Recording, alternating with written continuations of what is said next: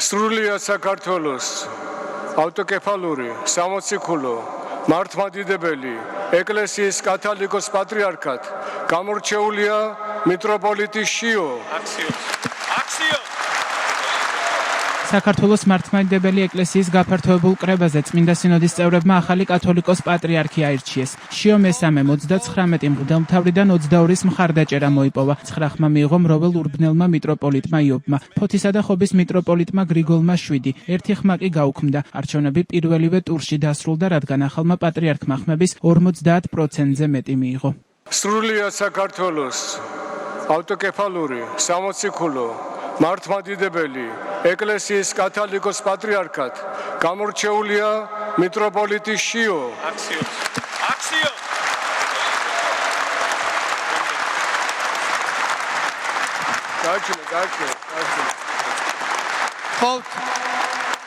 Hold, სიჩუმეს, hold.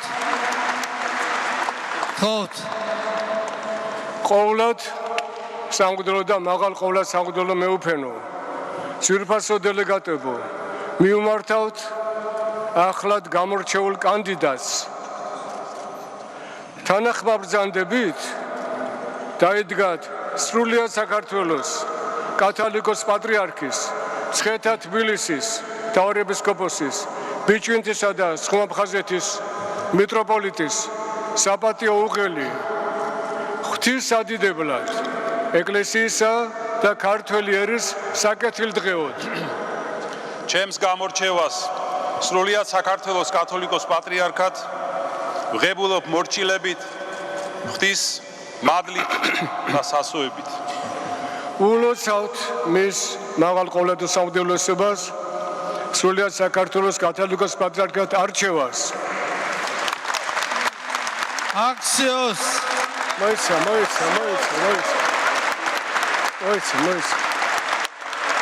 საქართველოს წმინდა სამოციქულო ავტოკეფალური მართლმადიდებელი ეკლესიის მეთაურია უწმინდესი და უნეტარესი სრულიად საქართველოს კათოლიკოს პატრიარქი, მცხეთა თბილისის მთავარეპისკოპოსი, ბიჭვინთისა და სხუმაფხაზეთის მიტროპოლიტი, დიდი მეუფე მამაი ჩვენი შიო მესამე. Axios!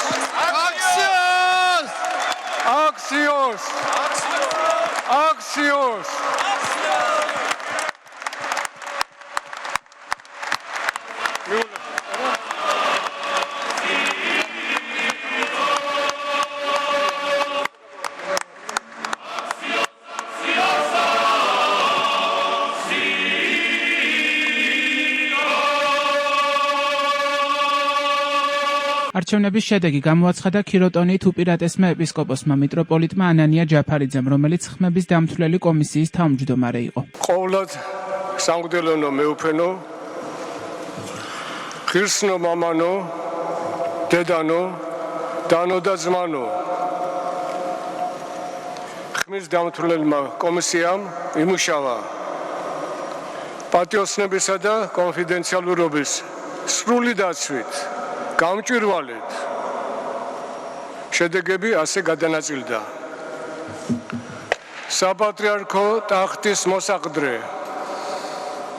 მაღალ ყოვლადო სამღვდელოესი სენაკისა და ჩხოროწყუს მიტროპოლიტი შიო 22 ხმა.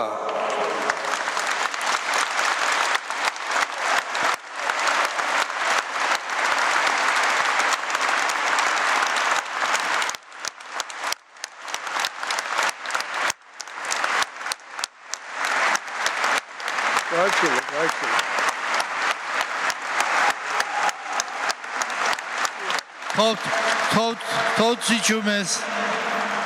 მაღალ ყოვლადო სამღვდელოესი მრავალი ურბნელი მიტროპოლიტი იობი 9 ხმა.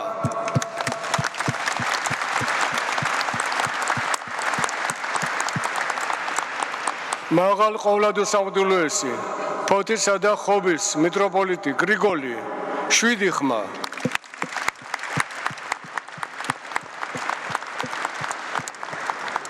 ერთი ხმა გაუქმდა. არჩევნების შედეგების გამოცხადების შემდეგ არჩეულმა პატრიარქმა სამადლობელი სიტყვა წარმოთქვა და განაცხადა, რომ ინტრონიზაცია ხვალ წმინდა ანდრია პირველწოდებულის ხსენების დღეს 12 მაისს სვეტიცხოველში შედგება. ძნელია ჩემთვის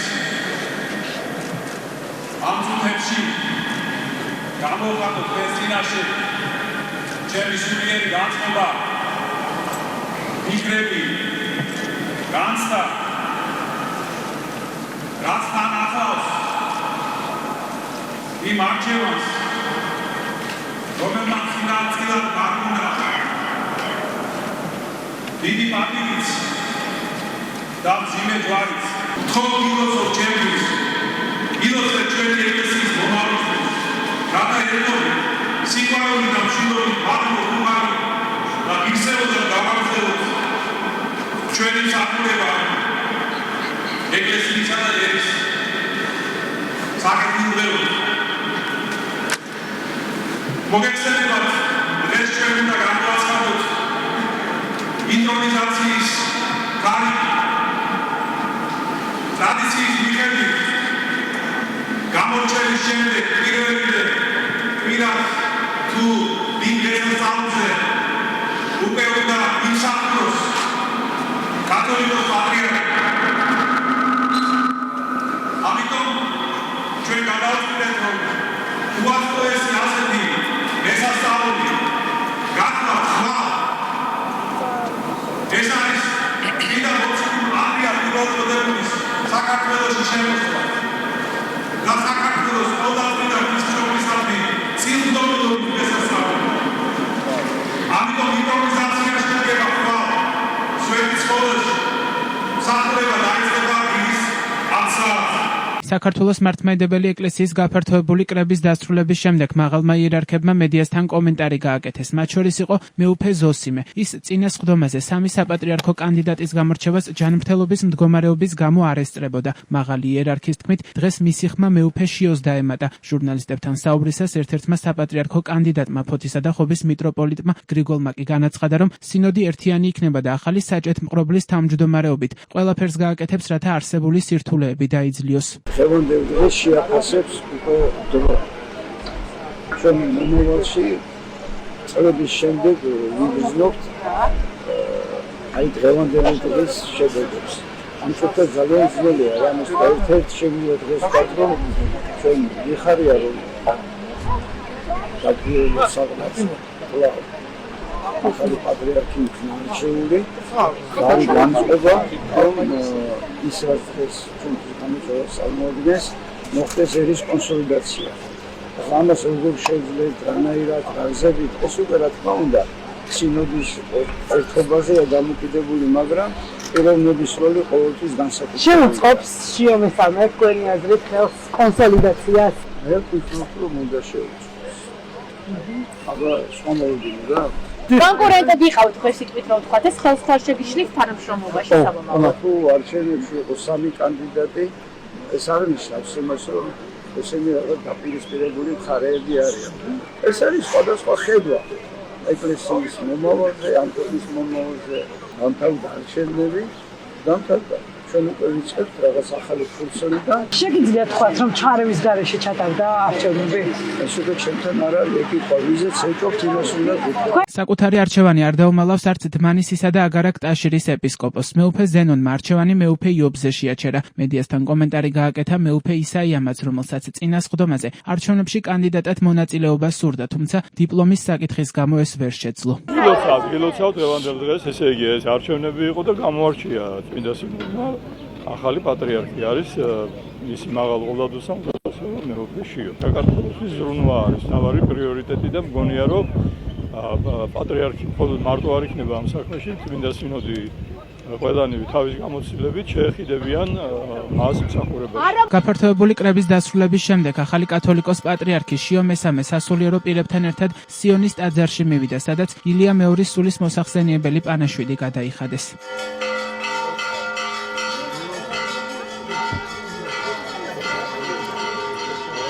ყოვლადწმინდა სამების საპატრიარქო ტაძარში საქართველოს მართლმადიდებელი ეკლესიის გაფართოებული კრება დაახლოებით დღის პირველი საათისთვის გაიხსნა. კრების გახსნამდე მიტროპოლიტმა საბა გიგიბერიამ პირველი სიტყვით მიმართა შეკრებილებს, მათ შორის 1200-მდე დელეგატს. სიტყვით გამოვიდნენ საპატრიარქო კანდიდატები მეუფე შიო, მეუფე გრიგოლი და მეუფე იობი. გარდა ამისა, კრებაზე სიტყვით გამოვიდა 3 დელეგატი 3 საპატრიარქო კანდიდატის ეპარქიებიდან და კიდევ ერთი მეცნიერი, რომელმაც საქართველოს კათოლიკოს პატრიარქის ტიტულთან დაკავშირებით ისტორიული მიმოხილვა წარმოადგინა. ეს ეპიზოდები გაფართოებული კრებიდან პირდაპირ ეთერში არ გადაიცემოდა.